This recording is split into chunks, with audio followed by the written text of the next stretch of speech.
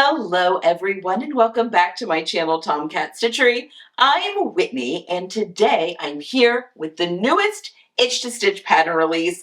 I'm very excited about it. This is the Ladera dress. Comes with a few different options. Such a fantastic, little bit different shirt dress pattern. So yeah, we're going to talk through my version. Fabrics used, sizes I used, alterations I made, yada, yada, yada. It's wonderful.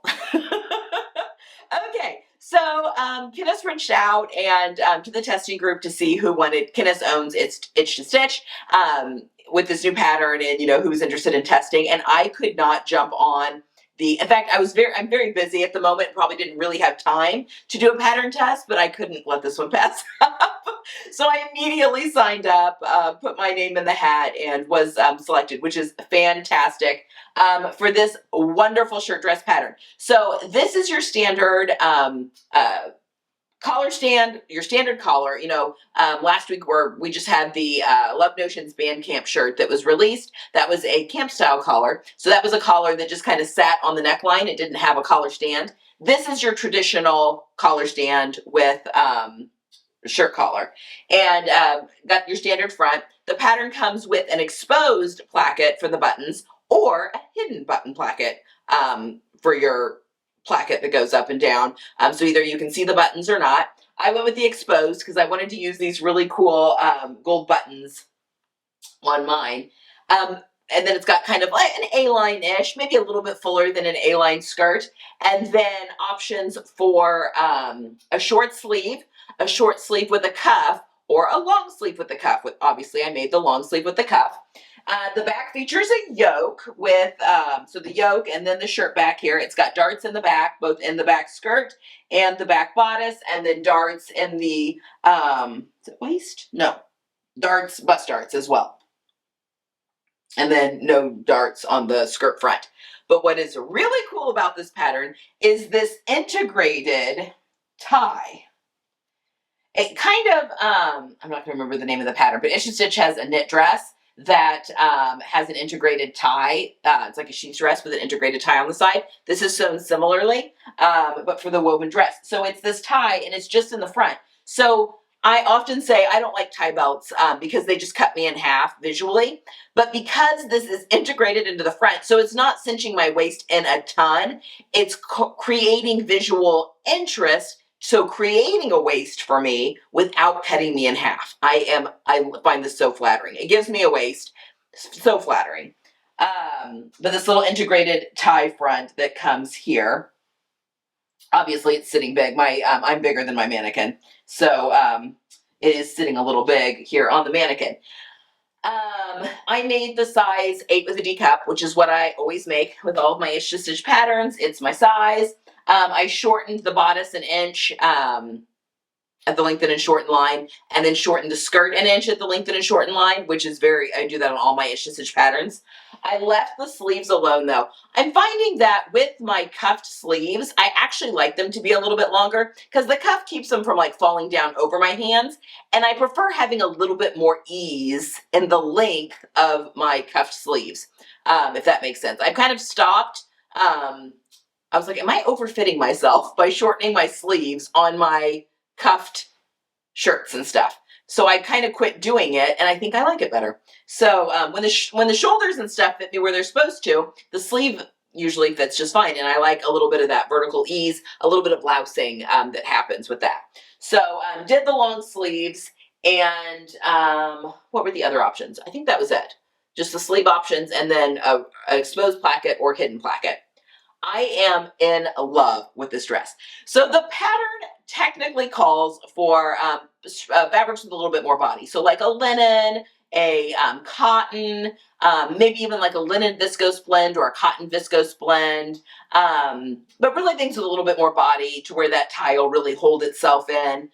But I had this silk jacquard that I got from Destashify. You guys saw that in my August Destashify video. And I just couldn't, it just spoke to me that those two needed to go together, and I needed to make it work. So obviously this pattern does work in a drapier fabric. Was it the easiest to work with? No. No, it's not.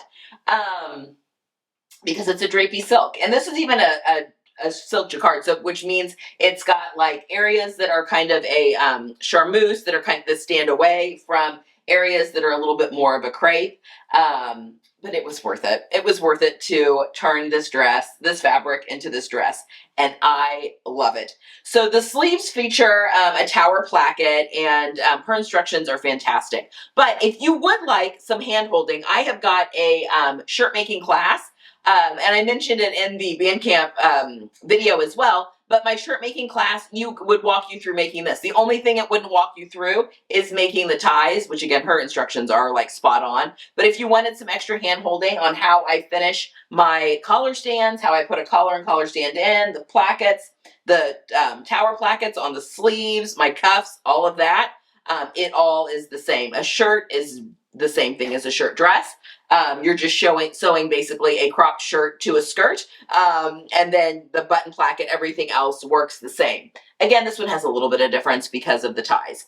And because of the ties, the way that those had to get sewn in, I was not able to do French seams on these. Now, I could have done French seams on the side seam and arm seam if I wanted to, or even on the sleeve itself, because those would have been fine. But because I was being lazy, it's much quicker, obviously, to use a serger. I know that is sacrilegious to use a serger on the silk fabric, but because I had to have the, you don't have to have a serger, but you needed to finish off your seams a little differently, the way things had to get clipped into for these ties. And, you know, I was going to have some serged or otherwise finished, whether that's zigzag stitch or faux overlock stitch. On the inside anyway, I just decided I'm just going to go ahead and serge the rest of my seams. Typically, when working with silk, I would do French seams, but I didn't on this one. I'm going to unbutton this so we can kind of look at it a little bit on the inside. So yeah, the way that these seams get finished off and the way that the tie kind of goes down there, you have to press things open. So I couldn't do French seams there. So that I just went ahead and did regular seams. A lot of the parts of a button-up shirt do get finished off cleanly because they get the burrito method, they get tucked in. There's a lot of, you know, top stitching and stuff to get things all tucked in nice and neat. Even with a button-up shirt, the only seams that you would need to finish off with like a flat fell or serged and top stitched or French seam would be the armhole sleeve or the armhole seam, and then the seam that is your side seam and underarm seam of your sleeve. Everything else gets finished off pretty cleanly. So, yeah, I just decided to stick with the serger. So don't come at me. I love this dress though. Absolutely obsessed with it. And I think it's going to be a whole lot of fun to style this. So I wore it to church on Sunday. It was cold here, and I put my little, I have like a little knitted, like ladies jacket kind of, looks like kind of the Chanel style, but it's a knitted cardigan that I got last fall. And I wore that over it and it looked really cute. You know, I pulled my collar out and stuff like that. I think this would be really cute with a sweater over it. And you could kind of just even do like a little half tuck where the tie is to make it look like a skirt and shirt and sweater a little bit. Yeah, I think I'm thinking of a lot of different ways that I could style this, even as a duster. I was even thinking you could almost do this as a duster, and instead of tying the ties in the front, if you could tie them to the back, and then it would just be like an open duster over like jeans and a t-shirt maybe. Anyway, my brain was going wild on different ways that I could style this because the fabric is so wild and crazy, but it, like I mentioned in the Destashify video, it is my color palette for fall sewing and winter. I'm going to use the same palette into my winter wardrobe. So I don't, you know, I want to find a whole bunch of different ways to style this. And I think that that's possible. I also really want one of these in a solid color now. I have some olive green linen that I may wait until the spring and maybe do a short sleeve version. But I think in a solid fabric where you could really see the design lines, this would be really, really beautiful. Anyway, this is my finished dress. I am absolutely over the moon with how this finished off. This pattern is on sale right now, and I have an affiliate link. Well, actually, it's in the description box, but I'll also pop it in the top comment to make it a little easier to find. But that is an affiliate link, which means I get a commission when you use the link. It's no charge to you, but I just get a commission from Itch to Stitch when you use that link, which is just an easy way, if you're buying the pattern anyway, an easy way to help support the channel a little bit. But anyway, that is in the description box, but also in the pinned in the comment at the top as well. So, and again, it's on release sale right now. So now's a great time to buy it if you are interested. And again, this such a good transition. So whether you are in the Southern Hemisphere and getting ready to go into summer, or here in the Northern Hemisphere and getting ready to go into winter or fall and then into winter, let's not rush things. It's a great transitional piece. And I think with layering, you could really get a lot out of this. I was even thinking in the winter, I could put my fleece line tights underneath it, because this would be so cute, I think, with my oxblood boots that I've got, my stacked heel boots. And then a little like merino tank top, vest, whatever you want to call it, underneath, just for some added warmth. I could definitely see me wearing this into some of the colder months as well. So I think the colors lend themselves well to a bright pop of color as the months start to get grayer and grayer, which inevitably will happen around here. And this is dopamine dressing at its finest. So, and then again, pull it out, it can stay in for the spring, because it's all the bright colors. Yeah. I mean, honestly, this could really be year round when you really think about it. So anyway, used vintage buttons for my stash. It's just a really lovely pattern, and I highly recommend you go take a look if this is something that interests you. And yeah, I'd love to see your makes as well. When you get some of these patterns made up, tag me over on social media, or yeah, it's probably the best way to make sure that I'm seeing things that you guys are making with some patterns that I've shown you all. That's really fun. Okay, I think that's all I have for today.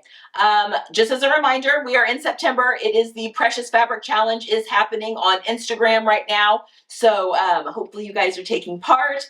I will leave a link down below if you're interested in the schedule. So we've got YouTubers that are participating every day of the month, showing their plans for their precious fabric or their final makes for their precious fabric, and everything in between. So every day of the month. So it's a great place for you all to find some new to you sewing YouTubers as well. And that schedule can be downloaded off my website, and I have that all linked down below in the description box for you to go take a look and get the schedule there. I think that's all I've got. Okay, guys. I will see you guys again on the next time, and I hope you guys have a wonderful week. Get some sewing in, and I'll see you next time.